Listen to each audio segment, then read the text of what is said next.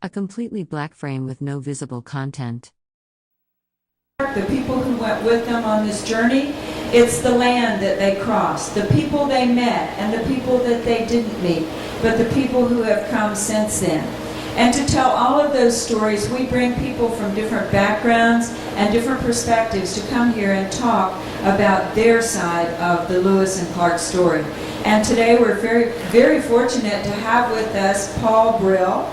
Paul has worked with the Native Americans for most of his life. He is a genealogist and a consultant and a great friend to the Omaha people.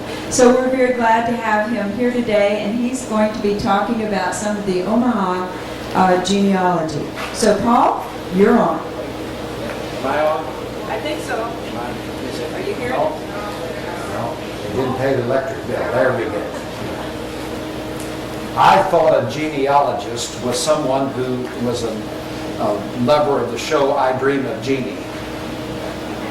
But I never classified myself as that. But about 43 years ago, I was selected by the Secretary of the Interior to come to Nebraska and also to South Dakota, because things were being done both places, to be involved in something that involved the Omaha tribe, who had just received an award in the Claims Commission a year or so before, and they were able to secure the legislation, which was dated September 14, 1961. Little did I know what I was getting into. I came here with a wife and 3 small children. Actually, one was born in South Dakota, the 4th one, and people back in Indiana, actually they don't think North and South Dakota actually are part of the United States because they don't have much population. And if you've lived there and gone through winters, you might think the same thing. Anyway, I came here with the purpose of finding out which individuals would qualify under the legislation that was enacted by the Congress of the United States. And I might tell you that the elements of that legislation came about as a result of lobbying about 3 individuals who represented the Omaha Tribal Council. They're all deceased now. They're Alfred Gilpin, they are Minerva Morris, and Pauline Tyndall. And these 3 individuals had come many times to Washington, and I had just barely met them because they were around in different sections. A person in a light-colored long-sleeved shirt stands speaking on a stage, gesturing with their hands. Behind them is a tripod-mounted display board showing maps and documents. An American flag is visible in the background. And they were able to secure the elements that went into that legislation.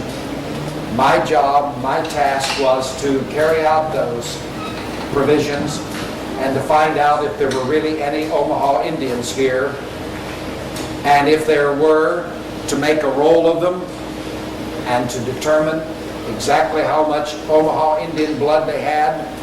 I didn't know whether they'd be a quart low or an ounce or 2 low, but I was going to find out. I came at a time when the council had such persons as Valentine Parker Sr., whose son, Valentine Jr., on the council, just died a couple of months ago. The tribal chairman was Louis A. Sans Souci, a most generous gentleman, and Buddy Gilpin, and Minerva Morris, and Pauline Tyndall, and Craig Woodhull. These were such outstanding people, and for me to meet them was indeed a pleasure and an honor. It started out to do that, and it ended for me about 2 years later.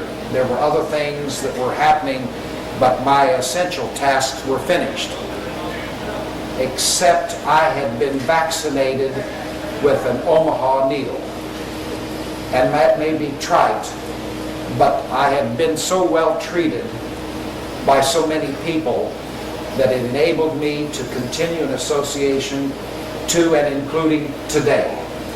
And I suspect that when I live to be 150, well, I'll still be doing that. I don't think I owe anybody any money, but the point is I do owe a lot of thanks, my profound thanks to members of this tribe. You understand the state of Nebraska gets its name from the Omaha word Nebraskaki. And it means, what the Omaha said was, the land of the flat water, which they gave that name to the Platte River. Not the Missouri, but the Platte. Those were the hunting grounds for buffalo. And I remember reading also where the settlers always called this Nebraska, which is that corruption. And of course it's been corrupted. At least it's stable now after a couple of hundred years. It's simply Nebraska. But the word is Nebraskaki. And the people here, the Omaha people, have been here. Well, I wasn't here when they first came. I came a little later. But probably... A person in a light-colored long-sleeved shirt speaks while gesturing with their hands. Behind them is a tripod-mounted display board and a screen showing government department listings. An American flag is visible in the background. Probably as long as 400 years. Their movement started as a break-off of the parent language family called the Siouan. They're with other elements of it. They traversed from Minnesota down through Illinois, Wisconsin, perhaps even in Indiana, to the Ohio River.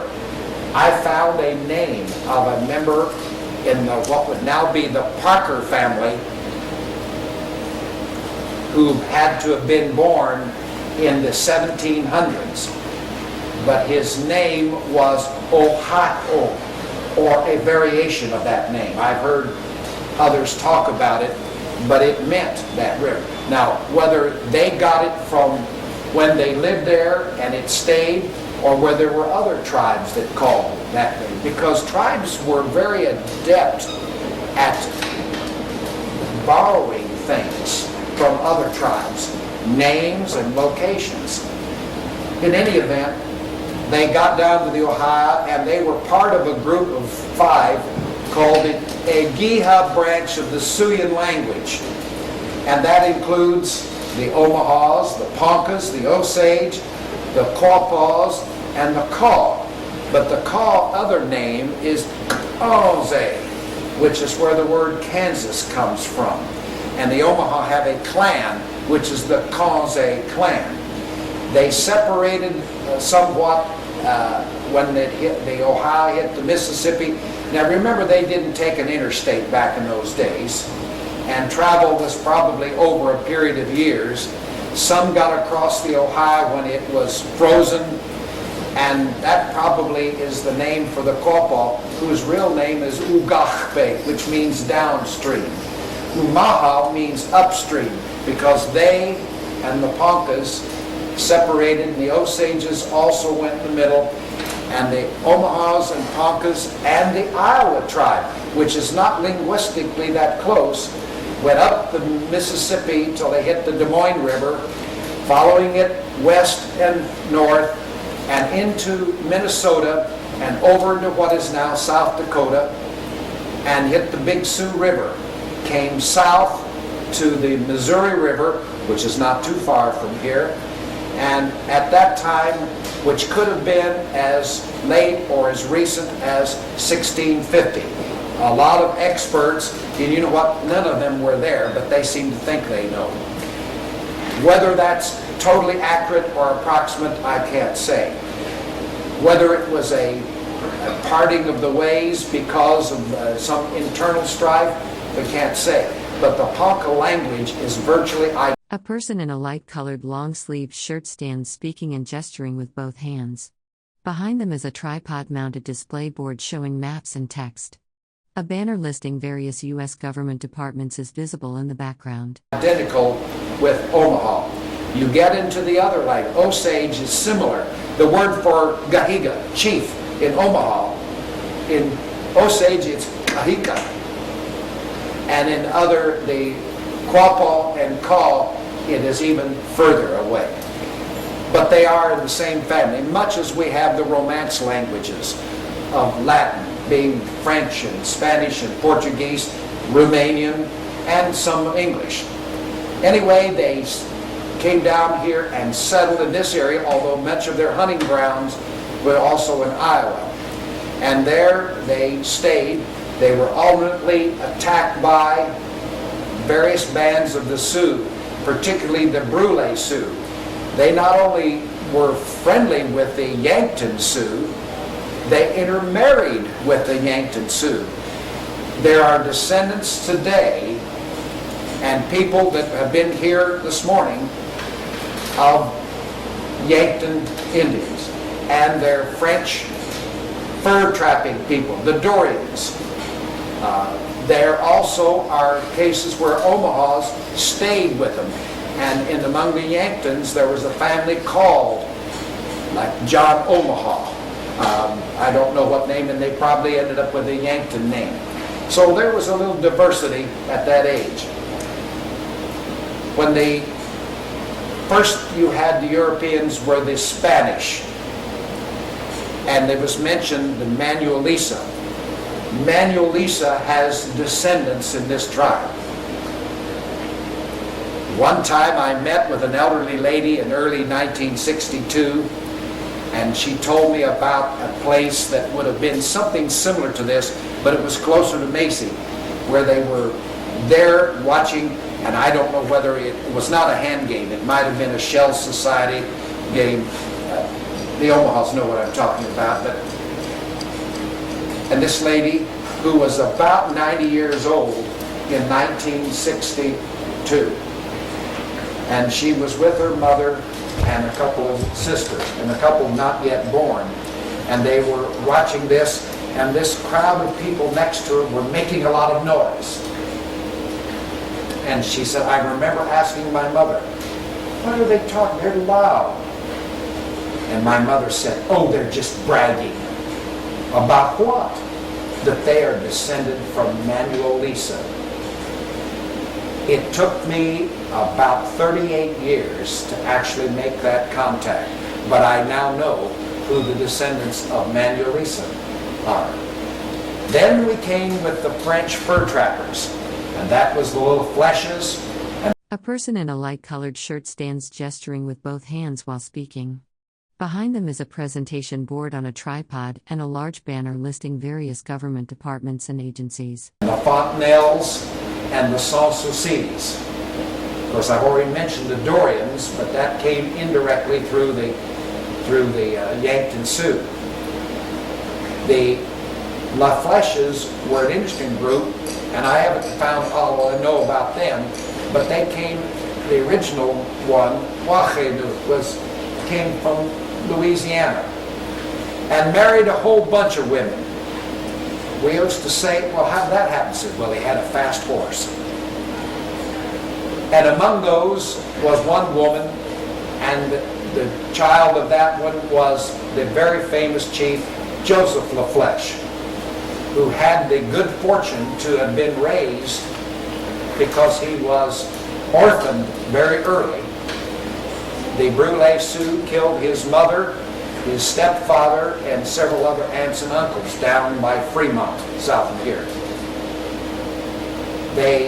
He was raised by Big Elk, who had become chief after the death of Blackbird. And when he did, he gained great status. And Joseph Lafleche had a whole bunch of wives. And two of them were Omaha. One of them was Oto, and one of them, believe it or not, was a Mormon woman that he met when the Mormon train came from Nauvoo, Illinois. Now that train is not the Santa Fe, that's the wagon train. And they were there at Bellevue. He married this woman and had 3 daughters by her. About 20 years ago, I got a phone call from a lady from Portland, Oregon, and she said, I said, well, wait, how did you get my number? She said, well, I wrote to the Secretary of the Interior They referred me to the Bureau of Indian Affairs, who referred me to the Aberdeen Area Office, who referred me to the Winnebago Agency, who referred me to the Omaha tribe, who said, call Paul Brill. This lady said my grandmother was the last surviving child of Louis Sans-Souci. She died in about 1927. I said, how many of them are there out there? She said, well, maybe not, but we think there's 10,000. I think I'm losing my voice here. There are about 10,000. Now that may be a little excess, but I told Elizabeth Sans-Souci is on the council, and I said, well, the word I get is that what they're going to do is they're going to get special legislation, and they're going to enroll 5,000 Sans-Soucis. A person in a cream-colored long-sleeved shirt and white pants stands speaking in front of a tripod-mounted display board. Behind them is a wall with text listing various government agencies and departments. And they're going to come over and ask Oliver if he'll prove them. And they're going to get special legislation to become Omahas. And that'll be called the Western Omaha Tribe, the Sans-Souci branch. This was the Sans-Souci came into family. Now, Sans-Souci is a French word. Sans is without. Souci means care. And so it now has been shortened so where it's one word. So we now have the Sans-Soucis, the Lafleches, the Dorians, and then perhaps for Nebraska, not so much the Omaha tribe, the most famous were the Fontanelles, who came in an American Fur Trade Company. And Lucien Fontanelle had come up from New Orleans and met and married a woman who was a close relative of Big Elk and had a whole bunch of kids. And they all did very well. Some married out of the tribe, one having married a Pawnee woman, but most of the descendants came here, and those descendants have gone to a lot of other places and are intermarried with various bands of Sioux and all over the United States. They've started their own tribe. Another one was known as Logan Fontanelle, and he became a war chief. And he was given the name Shungaskup, which is White Horse, and in fact went to Washington, D.C. and was party to a treaty there. He sadly was killed by the Sioux within a matter of a year or so thereafter, south of here. We have a Logan Fontanelle in this audience. That was his great uncle. I'm getting close. What is it? Great-granduncle. Okay. And he died about 1855. So we've only had about 150 years since then. But anyway, they had women in that family who married back into the tribe and have become very prominent, into the Macaulay family, into other families. And because the name has been absorbed, a lot of younger people that are here don't realize they may be a Fontanelle. There may be a Fontanelle in your present and past. Be careful if you want to marry a Fontanelle. He might be a cousin. Anyway, this is what happened, and I found out, and it's been a glorious experience to be able to find those kinds of. A person in a light-colored long-sleeved shirt stands speaking at a podium, with hands gesturing. Behind them is an easel displaying maps and charts. Text panels listing government agencies are visible on the right side. Things. Now, the names of those were French. That was easy. Where did these other names come from? Well, the Presbyterian Church was the most prominent religious group in this area. I've been told, and there's some legitimacy to that the government actually, the Congress actually said, you folks take, the Catholics, you take this batch of company, you Presbyterians, you have here You evangelicals are over here. Now there was some overlapping, but that's not far from the truth, because a Presbyterian missionary came here way back. His name was Father William Hamilton. And one of the Omaha headmen, whose name was Sinte Hunha, took that name and became William Hamilton. And all of his descendants, they're not descended from the missionary, they're descended from the individual who took that name. The Presbyterians had a school when the Omahas were at Bellevue. And there were two preachers down there, two missionaries. One was Reverend Clay Macaulay. And if any of you are relatives of Macaulay, that's where it came from. Another one was Reverend Black. And that name is not too prevalent today, but there are some of those. And another one was Reverend Henderson. The interesting thing is, Upton Henderson and James Black were full brothers, but they took their Anglo name from different missionaries. There are Fremonts here. Fremont was taken, the name was a famous mountain man, trapper, early on. We had George Washington's, Abraham Lincoln's, General Sherman's, we had those. We had people named Burt. Burt County is named after the Burt, but the Omaha Indians took the name Burt. And so many of those individuals took or were given that name. But you see, they really still use the Indian name. That was the thing that was important. And even in my time, a lot of them, they didn't even know. When I was given the name Ishtamose, they even forgot I was Paul Brill. That was what, and I thought, well, how come you don't know? Because that name was not significant. The Indian name and clans were the important thing. And it still is. Sadly, it's not as important today as it has been, because I find out when A person in a light-colored shirt sits and speaks while gesturing with their hands. Behind them is a tripod-mounted display board with maps and images. Text listing various government agencies and departments is visible on a screen to the right. ask someone, what is your Omaha name? Well, I think I've got one, but I don't know what it is. Or I know what it is, but I don't know what it means. And that's an erosion of the culture that is difficult to understand, and it's hard to realize that it is happening.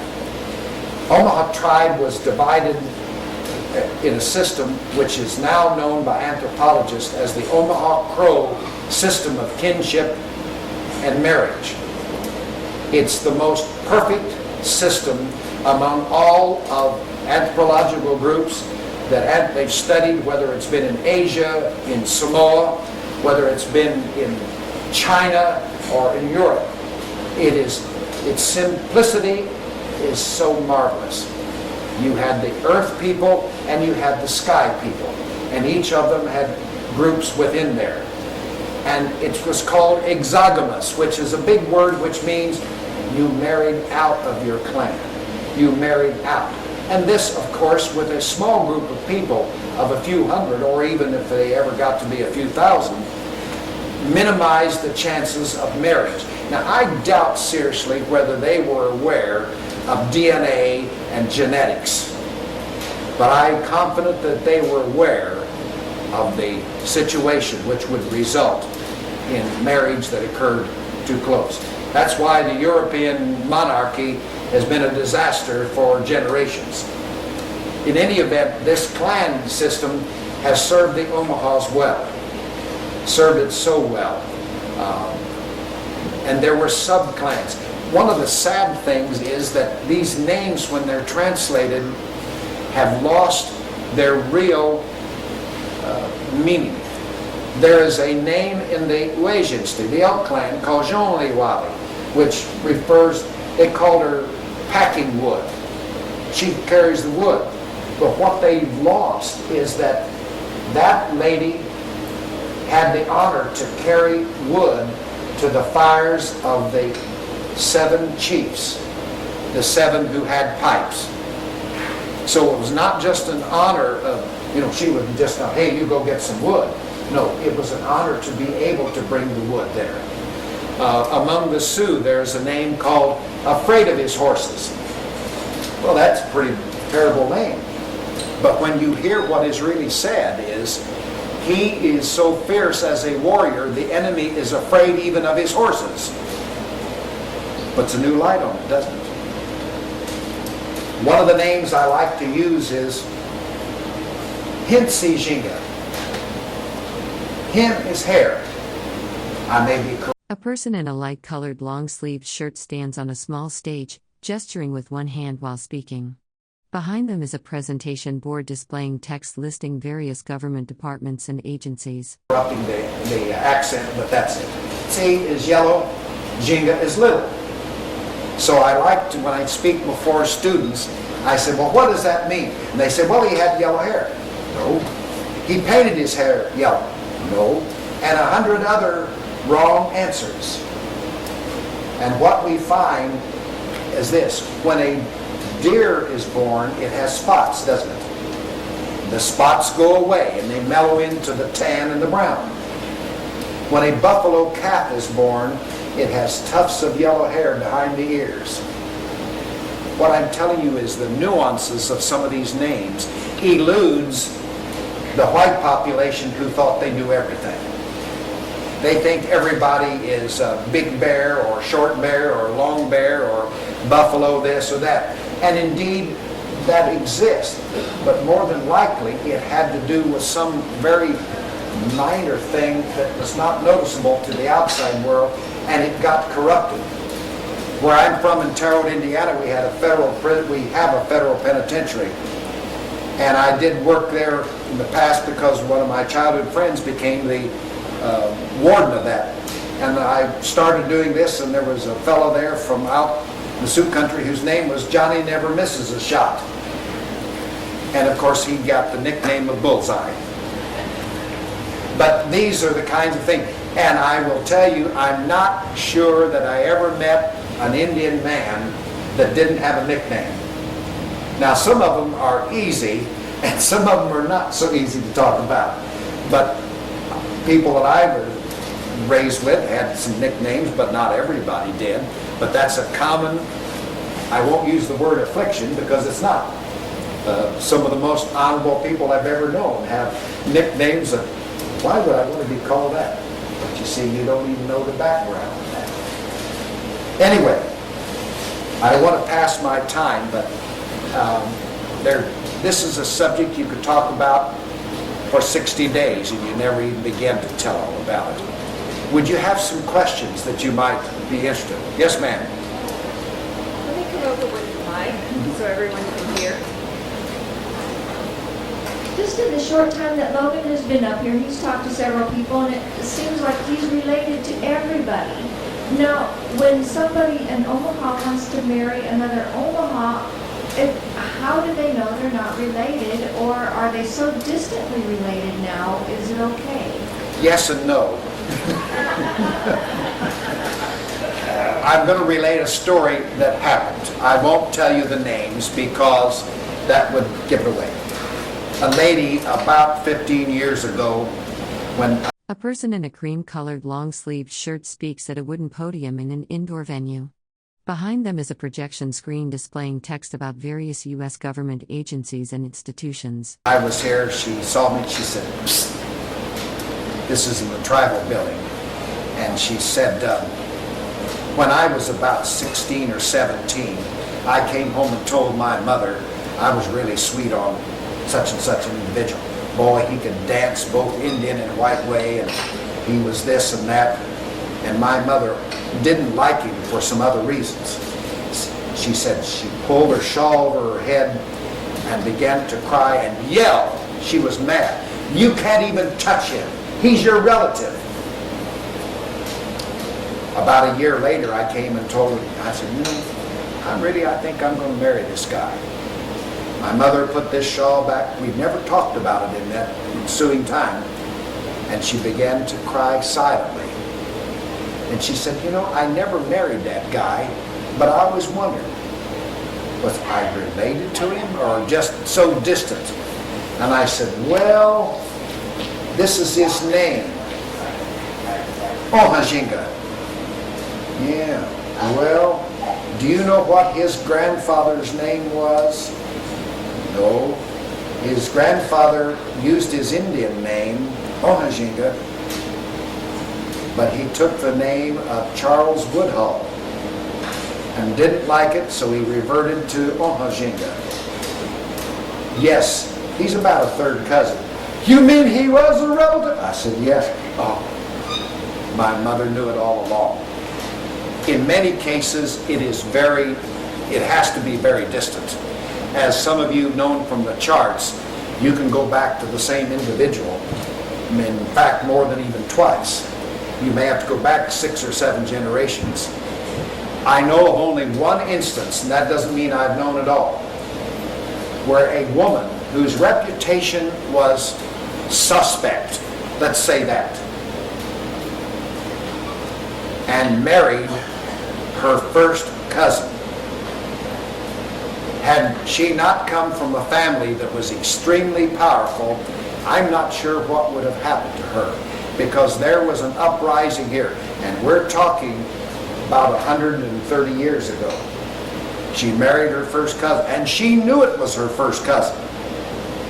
The tribe was in an absolute uproar, and only because certain elders were able to make it quiet. They perhaps even went away for a while, because in some cases, people who had committed murder, if they weren't treated harshly to begin with, were actually were sent out on the prairie. They could not come within a certain distance of the villages. So I don't know. I wasn't there. I came a couple of years later than that. A person in a light-colored long-sleeved shirt stands indoors speaking, with hands clasped at their chest. Behind them is a wooden podium, a presentation board on a tripod to the left, and a dark backdrop with partial text visible on the right. But this Omaha Crow kinship system is so marvelous, it absolutely minimizes that sort of thing.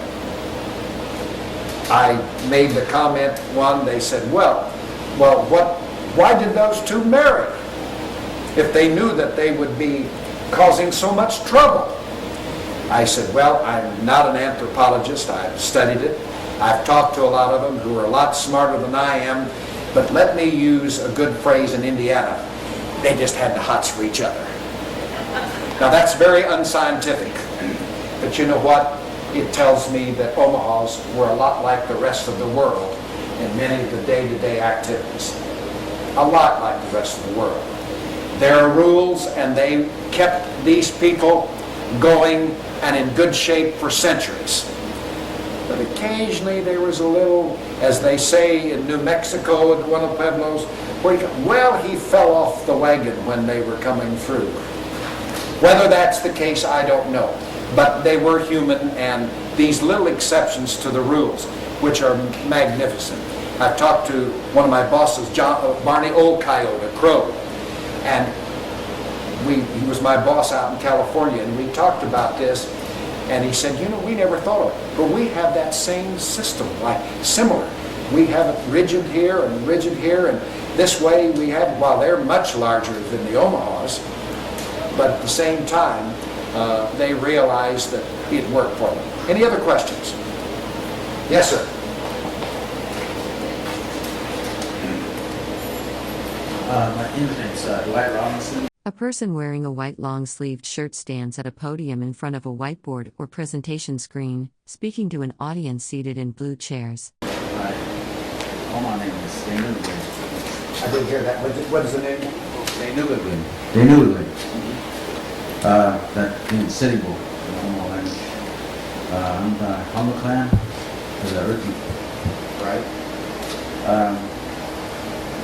My question was that I've been asking around among our elders and stuff, and I've been trying to locate final resting places of our last clan chieftains.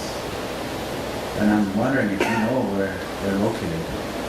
That wouldn't be Robert Morris, would it? Yellow Smoke? Or was there someone since him? I'm not sure about that. That's what I'm trying to find out. I personally don't know. I went with a member to a cemetery that's falling into disuse. The stones were still there. And this was a Phillips, that's a name for you not familiar. It was a Phillips cemetery. It should be restored. It just breaks my heart to see it. But here was a name of a lady that didn't fit in. And it took me 2 years to find out. She was a Dale and she married a Phillips. And that's why she was in that. But there are all these cemeteries around here, and I would beg the tribe to really identify them and to restore them. Trees have fallen over, vandalism has done all of this. And I'm sorry I can't answer your question. That's it. Thank you.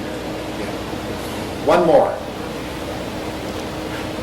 Paul, I just wanted to thank you for mentioning 3 of my ancestors, namely Chief Brill, Chief Logan Fontanelles, and Lewis and Fontanelles. I'm very proud of my heritage. As a matter of fact, when I visit the A person in a light-colored long-sleeved shirt sits indoors, gesturing with their hands while speaking. Behind them is a striped fabric or banner. The setting appears to be an indoor presentation space. next door, there's a picture of Big Elk there. I better known as Umpatonga. Help me with that pronunciation. But I just wanted to let you know how much I enjoyed your presentation. Thank you. His full name was Umpatonga Ishiage, because there were ones that followed. And that's like the white man says, senior and junior. And names quite often were passed down from uncle to nephew and from father to son, or skipping a generation. And Big Elk was an absolutely beloved chief. And he was the one that met Lewis and Clark. Whether he was over on the river saying land here or whatever he was doing, his good vibes in that made it easier for this group that came up, Lewis and Clark, to be well received, because the Omahas controlled this part of the Missouri River. And when Blackbird was the chief as well, nothing would have gone up if they didn't want it to. Nothing would have gone up. I don't care when you get up in the Sioux country, it wouldn't have gotten past here. But they were well received, and I think that's indicative of the very nature of these people. Thank you so very much.